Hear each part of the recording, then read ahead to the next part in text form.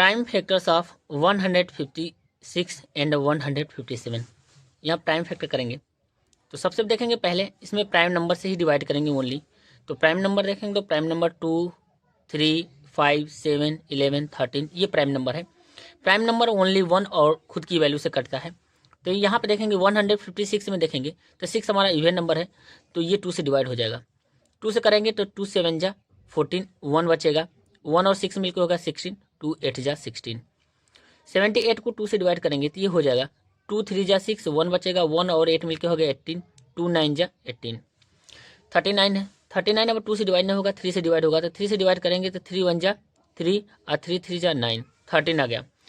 अब देखेंगे 13 हमारा प्राइम नंबर है, तो ओनली प्राइम नंबर से ही डिवाइड करेंगे। तो यहाँ पे प्राइम नंबर से डिवाइड करेंगे तो ये जाएगा 1 बार में।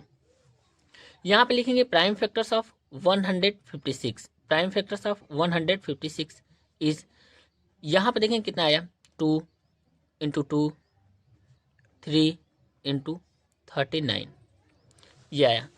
इसको पावर के रूप में लिखना चाहे तो पावर के रूप में लिख सकते हैं 2 के पावर 2, और उसके बाद 3 इंटू 13 है तो 3 के पावर 1, 13 के पावर 1, यहाँ पे 13 के पावर 1। तो प्राइम फैक्टर्स ऑफ 156, 2 के पावर 2, 3 के पावर 1, 13 के पावर 1।